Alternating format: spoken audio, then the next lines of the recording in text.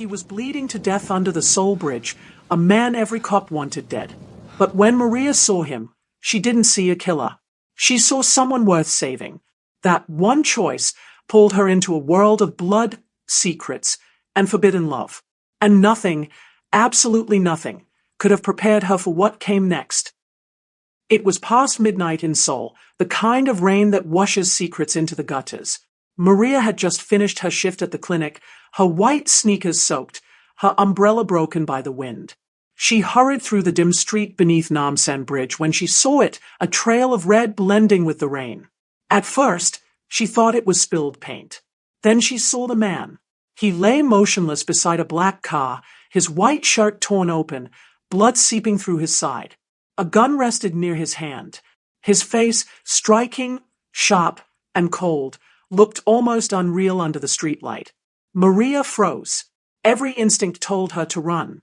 But the nurse in her refused. She knelt beside him, trembling. "Sir, can you hear me?" No answer, just shallow breaths.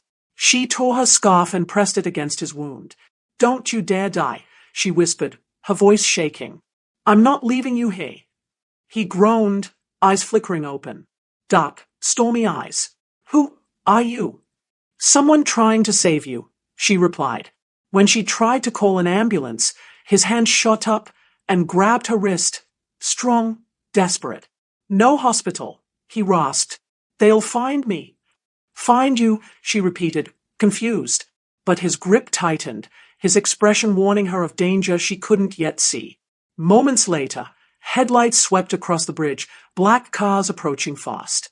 Men stepped out, armed, scanning the area. Maria's heart pounded. Whoever they weren't coming to help. She dragged him behind a pillar, gasping from the effort. The man, half conscious, whispered something in Korean, a name maybe, or a curse, before his head fell back against her shoulder. Maria hid with him until the cars sped away.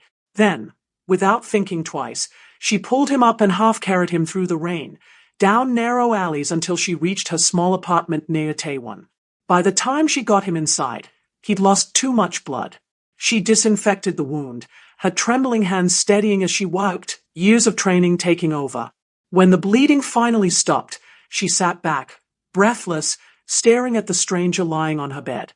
His face was pale, yet somehow peaceful. He looked dangerous, but broken. Maria wrapped a blanket over him and whispered, "You'll live. I promise to save you."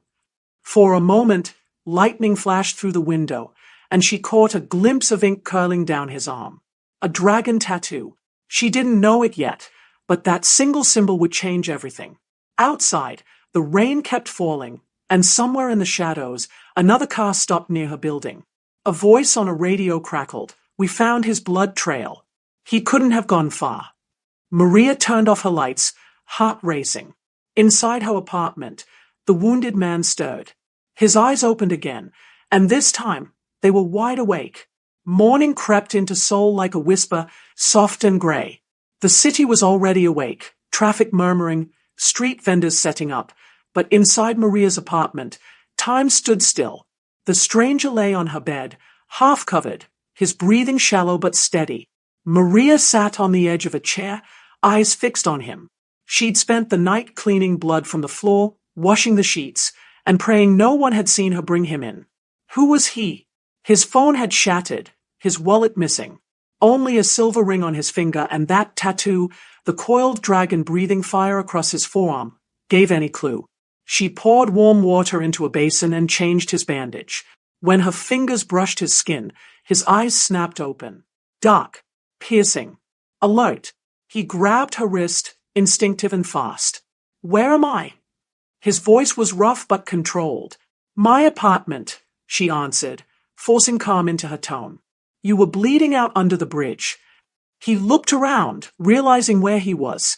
"You shouldn't have helped me." "I'm a nurse," she said simply. "That's what I do." He held her gaze for a long moment, then released her hand.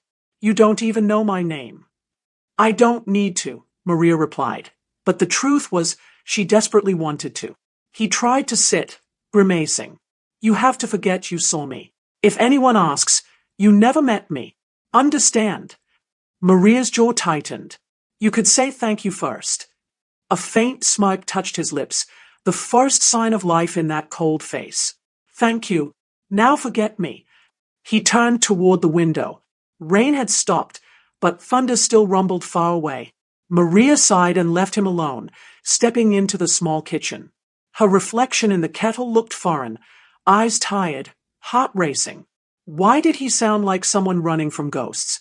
Later that evening, the news flashed across her phone screen. Gang war erupts in Seoul. Police seek Park Jae-chan, 31, suspected leader of the Eastern Syndicate. The photo made her blood run cold. Same jawline. Same dragon tattoo. The man sleeping in her room was the one every reporter called the most dangerous man in Korea. Her hands trembled as she locked the door and peered at him through the half-open curtain. Dangerous, but he didn't look like a monster. He looked tired, haunted, even. When night returned, footsteps echoed in the corridor outside her door. She held her breath. A shadow paused. Then, 3 knocks. Maria froze. The stranger stirred, already reaching for something under the pillow, a small pistol she hadn't seen before. He looked at her, voice low. Don't make a sound. The door handle turned. Maria's heart pounded so loud she thought the intruder could hear it. Then a silence, so heavy it pressed against the walls. A voice outside murmured in Korean, "We know he's inside." Jae-chan's eyes met Hayes, calm, sharp, unyielding. "Maria," he whispered, "whatever happens next, stay behind me." And for the first time, she realized saving him was only the beginning. The knocks faded, followed by muffled voices retreating down the hall. Maria didn't breathe until silence returned. When she finally looked back, Park Jae-chan was still standing by the door, pistol raised, eyes fixed on the shadows as if they could attack again. Only when he lowered the weapon did she see his hands trembling. He wasn't a statue of control. He was a man fighting to hold himself together. Maria whispered, "Who were they?" He wiped sweat from his temple. "People who used to call me boss." The word boss hung heavy in the air. So it was true. The news hadn't lied. She had saved a Mafia king. He slid the gun under his jacket and turned away. "You should pack a bag. If they saw you, you're already a target." "I'm not going anywhere." Her voice came out steadier than she felt. "You're still bleeding. You won't survive a chase." Something flickered in his eyes. Surprise. Maybe respect. "You have no idea what you're risking." "Then explain it to me," she said softly. "Because I deserve to know who I'm hiding." He exhaled, long and slow. "Park Jae-chan. Professor once, criminal by inheritance. My father built the Eastern Syndicate. When he was murdered, they made me take his throne or die beside him." Maria listened, arms folded as the pieces fit together. "So you became what you hated." He met her gaze. "And you saved what you should have left to die." Hours passed in uneasy quiet. She cleaned his wound again, refusing to meet his eyes this time. As she moved, her clinic ID, Maria Daniels, RN, slipped from her pocket onto the table. Jae-chan's sharp eyes caught it. He said nothing, but a faint smirk appeared as if the name had already branded itself in his mind. Outside, the city buzzed. Inside, 2 strangers breathed the same fragile peace. Later that night, thunder rolled again. Jae-chan sat by the window, staring at the neon reflections on the glass. "You could leave Seoul," he murmured. "You're too kind for a place like this." Maria stood beside him, arms crossed. "Kind doesn't mean weak." He turned toward her, a faint smile ghosting his lips. "No, it means you still believe people like me can be saved." "Can you?" she asked. His silence was her answer. For the first time, she saw the exhaustion beneath his pride, the grief that power couldn't erase. He wasn't just dangerous. He was broken in ways she understood. She stepped closer, voice barely a whisper. "Then until you remember how to save yourself, I'll keep you alive." He looked at her as if no one had ever said something like that before. The corner of his mouth lifted. "You really are impossible, Nurse Maria." A faint warmth passed between them, the kind that starts wars or ends them. Then his phone buzzed, a message flashing briefly before he crushed it in his hand. Maria caught only one word on the cracked screen: betrayal. His eyes hardened again. They found us. Sirens wailed in the distance, closing in fast.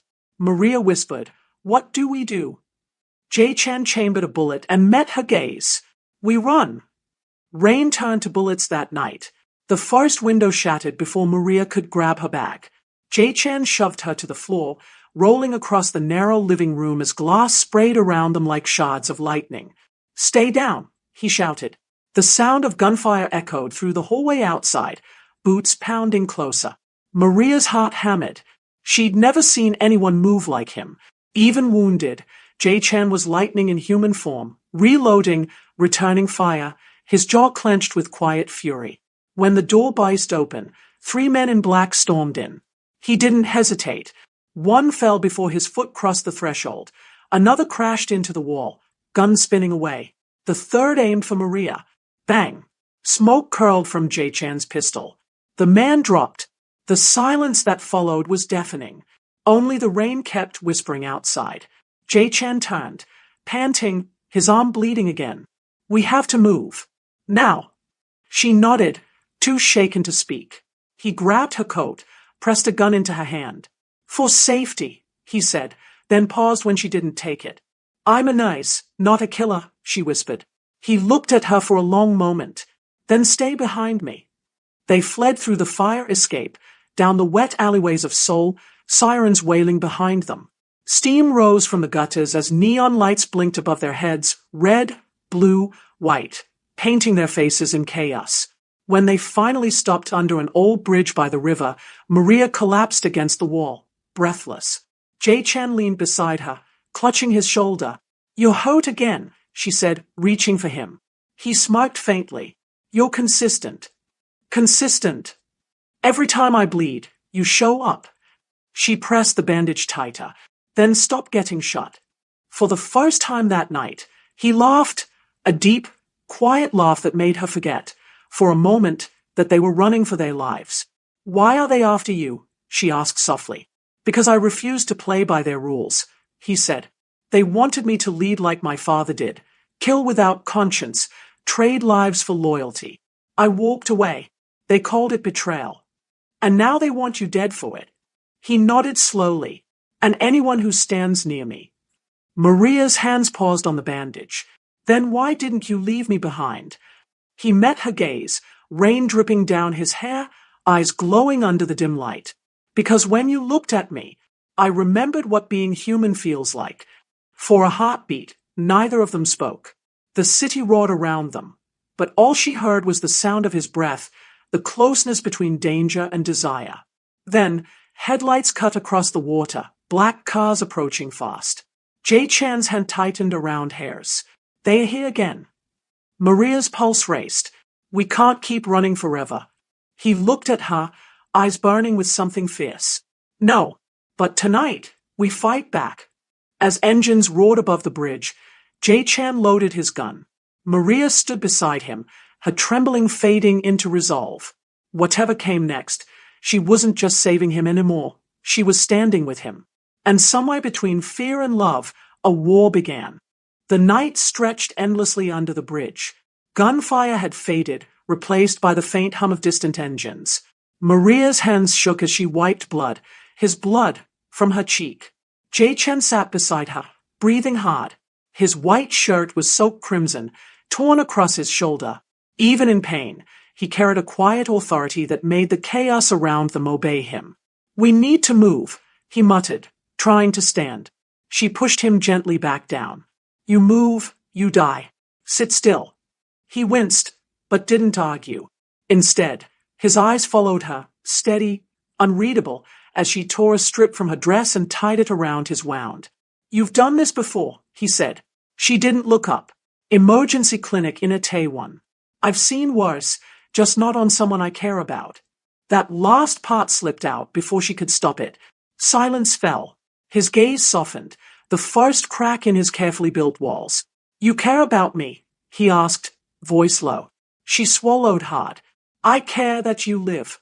A small smile tugged at the corner of his mouth. "That's dangerous."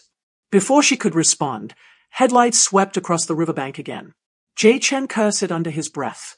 They are not stopping until one of us is dead.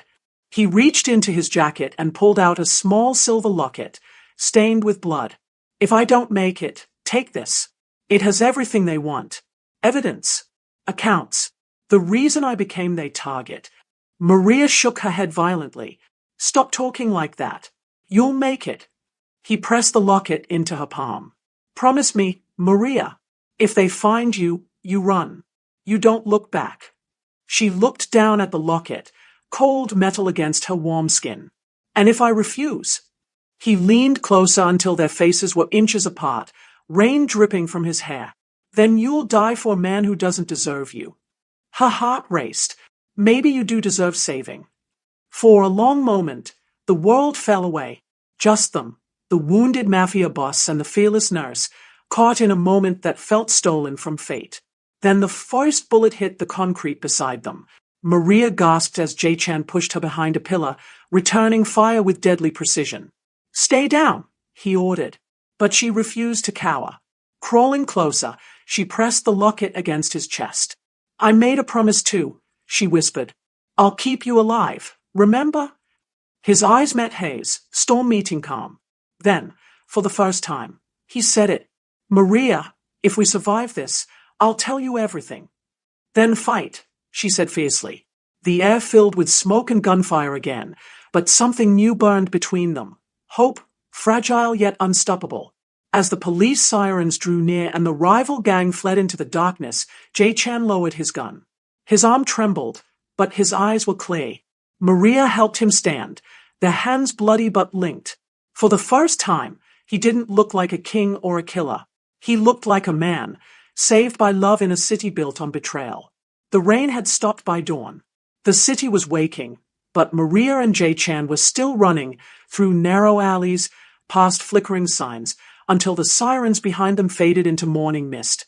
By the time they reached an abandoned rooftop near Dongdaemun, the first light brushed the skyline. Maria's legs trembled, her hair clung to her skin, but she didn't stop until he did. He collapsed onto a crate, breathing heavily. His shirt was torn, bandages soaked, but he still looked maddeningly composed, like chaos obeyed him. Let me see, she said, kneeling before him. I'm fine, he muttered. Stop pretending you're made of steel, Park Jay-chan. She ripped the bandage off before he could protest. He flinched. You talk to me like no one else dares to. Maybe they should have, she said quietly. Maybe then you wouldn't be bleeding alone on rooftops. He looked at her, really looked. And what about you, Maria Daniels? What are you hiding behind that fire? Her hands stilled, a past I'd rather forget. He reached for her wrist, his touch warm despite the cold. Then we're the same. Their eyes met, defiant, fragile, unspoken words trembling between them. He leaned in, slow enough for her to stop him. She didn't. Their lips met, soft, uncertain, but deep enough to shatter the walls they both built. For a moment, there was no danger, no blood, only the echo of hearts remembering how to feel. When they parted, her forehead rested against his. You shouldn't have done that, she whispered. I know, he breathed, but I'd regret it if I didn't. You always talk like a man who's halfway gone, she said. He looked away, jaw tense. Because I am. There's something you don't know about my father's death. Maria froze, sensing the pain in his tone. Tell me. He exhaled shakily. They didn't just murder him, Maria. They used me to do it. My father refused to sell our business to the syndicate. They told me to deliver a shipment, said it was trade. I didn't know it was a trap. The truck exploded the moment he arrived. Her breath caught. You didn't know. His eyes darkened. I should have. I was their pawn. That night, they crowned me boss over his ashes. Maria's chest tightened. You blamed yourself all these years. He nodded slowly. And I swore I'd destroy every piece of that empire, even if it killed me. She reached up, fingers brushing the edge of his tattoo. Then maybe saving you wasn't an accident. Maybe it's your second chance. He looked at her as if she'd said something holy. And what if I ruin you too? She smiled sadly. Then we'll be ruined together. He caught her hand, pressed it against his chest. Maria, If I lose you, I lose the only proof I ever had a heart. And for the first time, the feed Mafia king let his tears fall, not from pain, but from love he could no longer bury. The sun had barely set when the world caught up to them again. Maria and Jay-chan were hiding in an old train depot on the outskirts of Seoul, the air heavy with rust and oil. She'd cleaned his wound again, wrapped him in her shawl, and prayed the sirens outside would fade into silence. But peace never lasted for men like him. Jay-chan sat in silence, phone in hand, staring at a single unread message. His jaw tightened. "It's over," he murmured. "They found us." Maria's heart thudded. "Then we keep running." He shook his head. "There's nowhere left to run. The syndicate knows every alley I've ever bled in." "Then we fight," she said firmly. He looked at her, eyes soft, almost proud. "You sound like me." "I learned from the best," she whispered. Before he could reply, the depot doors burst open. Armed men stormed in, shadows and gunfire colliding. Jay-chan pulled Maria behind a crate, bullets tearing through the walls. "Maria, stay down," he shouted. She refused. "Not without you." He returned fire, moving with soldier's precision until a bullet caught his arm. Maria crawled to him, pressing her hands over the wound, her tears mixing with blood. He cupped her cheek, voice ragged. "The locket, it's not just evidence. It's a tracker. They followed it here." "Then I'll destroy it," she cried. He shook his head. "No, we finish this tonight." The next seconds blurred into chaos. A grenade rolled across the floor. Jay-chan grabbed Maria, shielding her as it exploded, shattering glass and echoing fire. Smoke filled the depot. He coughed, gripping her hand. "Go. Take the locket to the prosecutor's office. Promise me." Maria's voice cracked. "Not without you." He smiled, weary, defiant. "You're the only person who ever made me want to live. I'm not dying here." With one last surge of strength, he fired at the gas tanks above the syndicate trucks. The explosion ripped through the depot, swallowing their enemies in flame. When the smoke cleared, the police swarmed the ruins. But amid the chaos, Maria found him alive, barely standing, half covered in ash and smoke. "Jay-chan," she screamed, running to him. He stumbled forward, pulling her into his arms. "Told you," he murmured, breath shaky but smiling, "I don't die easy." Weeks later, Seoul was quieter. The Eastern Syndicate had fallen. Corrupt officials were in prison. And Maria was free. At a quiet cafe by the Han River, she stirred her coffee, eyes drawn to the TV replaying the arrests. Then the doorbell chimed. Jay-chan stepped in, clean suit, faint scar along his jaw, that same mischievous smile. Her lips parted in disbelief. "You're really here?" He nodded. "For good this time." Maria rose, eyes glistening. "No more running." He took her hand, pressing it to his chest. "Only toward you." They kissed, slow, tender, the kind that silenced the world around them. Fade out as the city lights reflected in the river, two souls who fought death, found love, and finally owned peace. If you believe love can heal even the darkest hearts, hit like, comment, "I believe in second chances," and subscribe for the next K-drama story that will steal your breath.